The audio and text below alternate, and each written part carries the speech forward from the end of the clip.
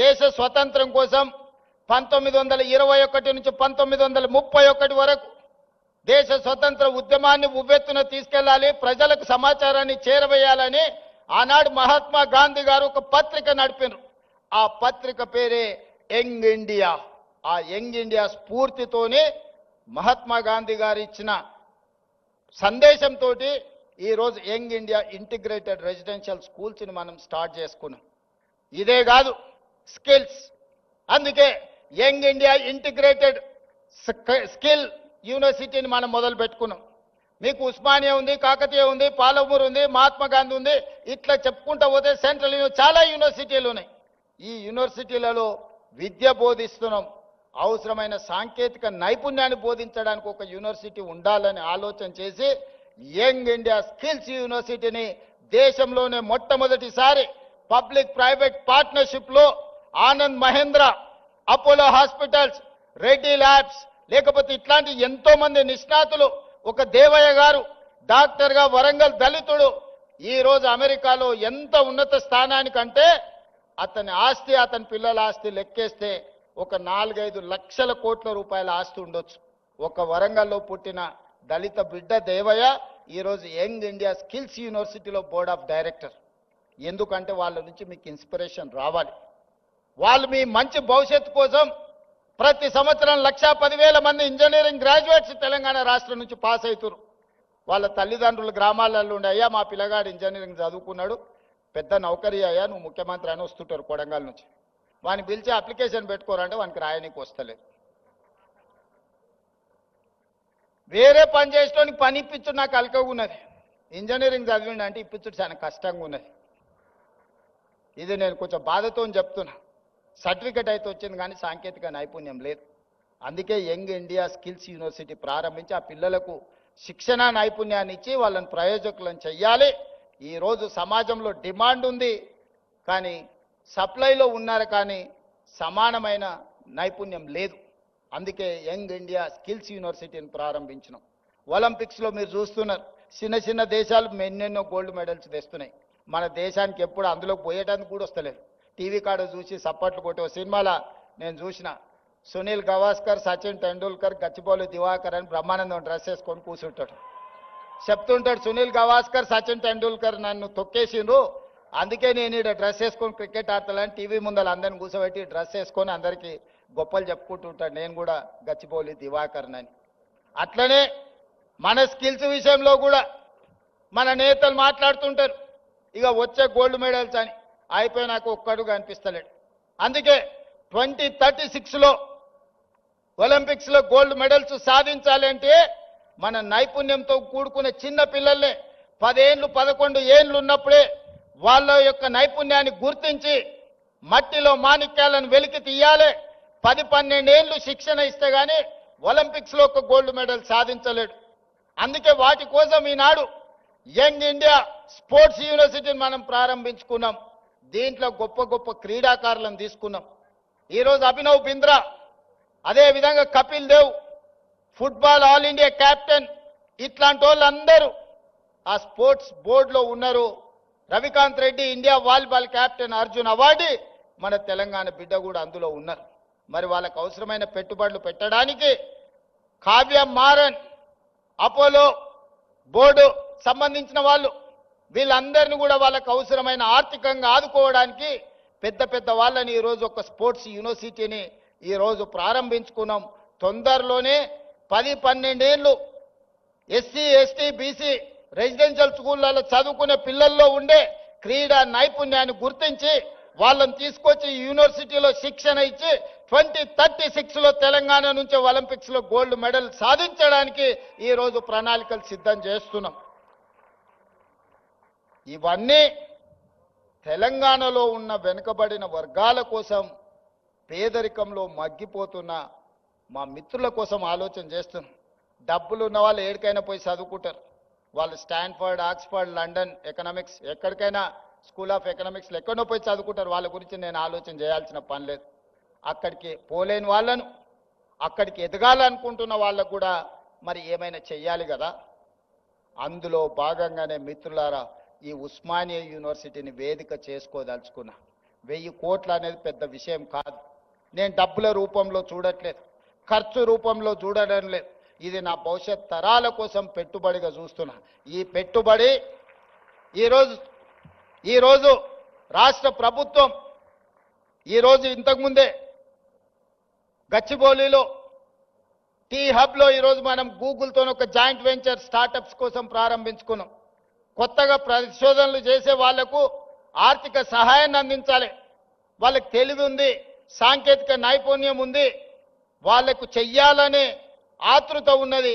కానీ ఆర్థికంగా ప్రయోగాలు చేయడానికి ఒక్క రూపాయి లేదు. తల్లిదండ్రులు కూలీనాలి పనులు చేసుకునే పేదవాళ్ళు ఉన్నారు.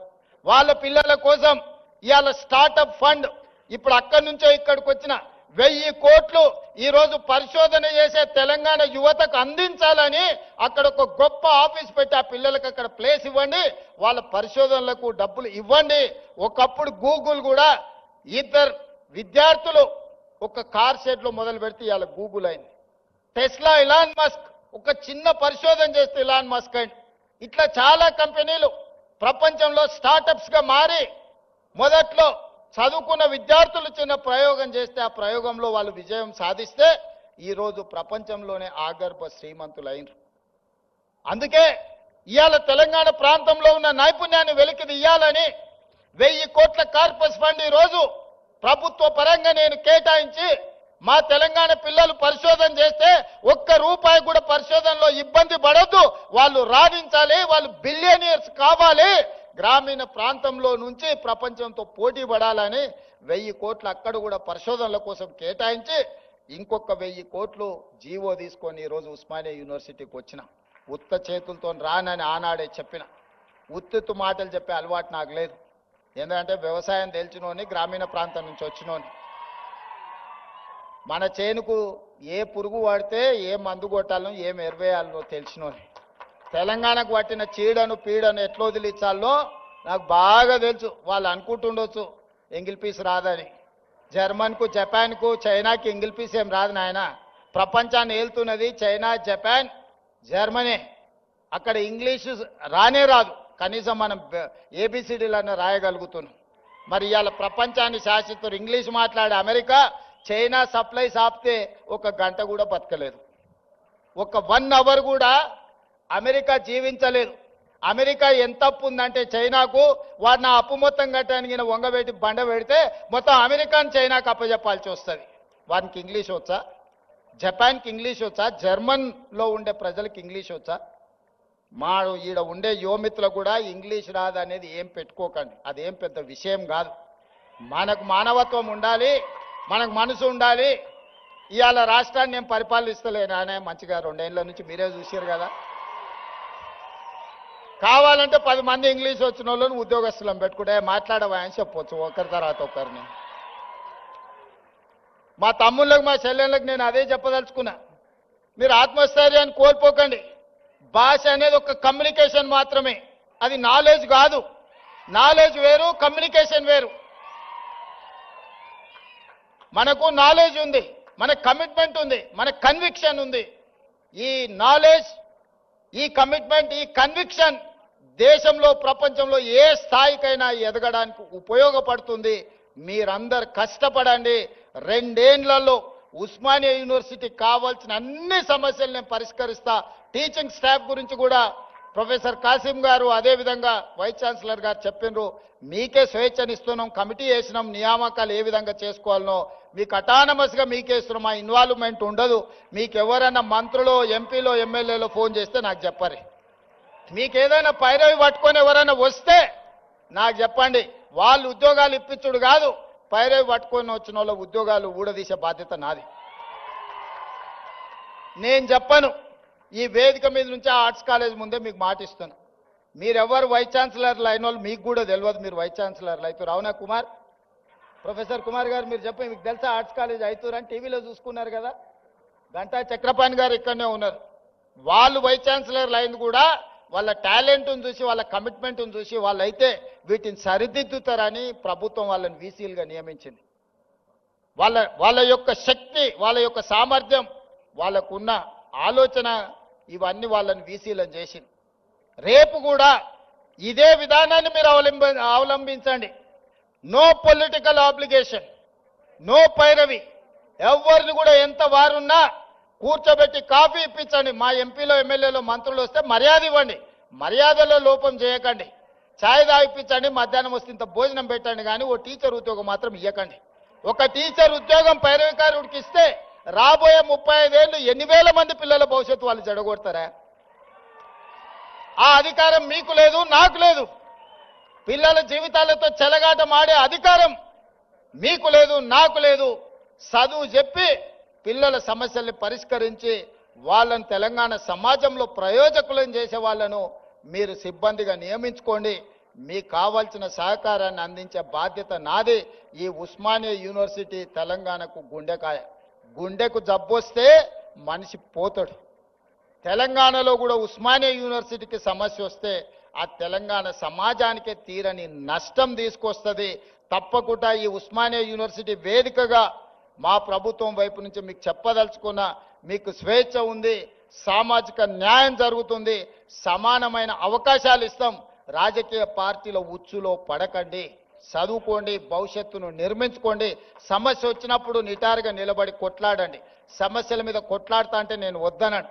ఇక్కడ కొట్లాడబట్టే తెలంగాణ రాష్ట్ర కళ సాకారమైంది. తెలంగాణ సమాజానికి ఏది ప్రయోజనమో దానికోసం కొట్లాడండి. ఏ రాజకీయ పార్టీ జెండాలు ఎత్తాలనో వాళ్ళ మోచేతి నీళ్లు తాగాలనో ప్రయత్నం చేయకండి. సర్వ స్వతంత్రతను మీరు నిరూపించుకోండి. ఉస్మానియా యూనివర్సిటీ అంటే ఒక క్వాలిటీతో కూడుకున్న విద్య అందిస్తారు. ఇక్కడ విద్యార్థులు ప్రపంచాన్ని నడిపించగలుగుతారని నిరూపించాల్సిందిగా మీ అందరికీ సూచన చేస్తూ అన్ని రకాలుగా ప్రభుత్వం అండగా నిలబడుతుంది. అభివృద్ధి చేసుకుందాం, ఒక స్ఫూర్తిని నింపుకుందాం. మన పూర్వ తరాల నుంచి వచ్చిన ఒక స్ఫూర్తిని భవిష్యత్తుకు పునాదులుగా మార్చుకొని అభివృద్ధి పదం వైపు నడిపిద్దామని మీ అందరికీ తెలియజేస్తూ, మీలోనే ఎవరు ఊహించగలరు ఒకరోజు ఇక్కడ నిలబడి మాట్లాడే అవకాశం ఇక్కడ ఉన్నోళ్ళకే రావచ్చు. నేను జిల్లా పరిషత్ మెంబర్ అయినాడు కూడా ఎవరు ఊహించలే. నేను తెలంగాణ ఉద్యమం సందర్భంగా ఇక్కడికి వచ్చినప్పుడు కూడా ఎవరు అనుకోలే. కానీ ఇవాళ అవకాశం వచ్చింది. నిబద్ధతతో ఉండండి, నిరంతరం కష్టపడండి, ఖచ్చితంగా ఫలితాలు వస్తాయి. ప్రభుత్వం గుర్తిస్తుంది, ప్రజలు గుర్తిస్తారు. తెలంగాణ సమాజం కష్టపడ్డ వాడిని కష్టాన్ని వృధా పోనివ్వరు. తెలంగాణ సమాజం మిమ్మల్ని గుండెల్లో పెట్టి చూసుకుంటుంది. మీ తల్లిదండ్రుల కళ్ళల్లో ఆనందం చూడడానికి కష్టపడి డాక్టర్లు, లాయర్లు, ఇంజనీర్లు, ఐఏఎస్లు, ఐపీఎస్లు కావాలి. అదే నా కోరిక. మీలో కొంతమంది నాయకులై రాష్ట్రాన్ని పరిపాలించాలని ఆశిస్తూ మీ అందరి దగ్గర సెలవు తీసుకుంటున్న ధన్యవాదాలు మిత్రులారా. ఎక్కడైనా ఒక ముఖ్యమంత్రి గారు ఈరోజు ఉస్మానియా యూనివర్సిటీని ఏ విధంగా నిర్మించుకోవాలనో 3 అంతర్జాతీయ స్థాయి ఆర్కిటెక్ట్స్తోని ఈరోజు డిజైన్స్ చేసి మీ ముందల్నే పెట్టినాం. మీరు చూడండి, దాన్ని ఏ విధంగా అభివృద్ధి చేసుకోవాలనో, ఇంకా ఏమైనా అందులో పొందుపరచాలన్నా మీ ఆలోచనలను తీసుకొని నిర్మాణం పనులు ఈ నెలాఖరికి నిర్ణయం తీసుకుంటాం. దయచేసి ఇక్కడికి వచ్చిన మేధావులు కానీ విద్యార్థులు కానీ ఒక్కసారి ఆ 3 కన్సల్టెంట్స్ ఏదైతే ఇచ్చిండ్రో ప్రణాళికల్ని మీరు పరిశీలించి ఖచ్చితమైన నిర్ణయం తీసుకొని ఇవ్వండి. మంచిగా ఉస్మానియా యూనివర్సిటీని అభివృద్ధి చేసుకుందామని తెలియజేస్తూ మీ అందరి దగ్గర సెలవు తీసుకుంటున్నా.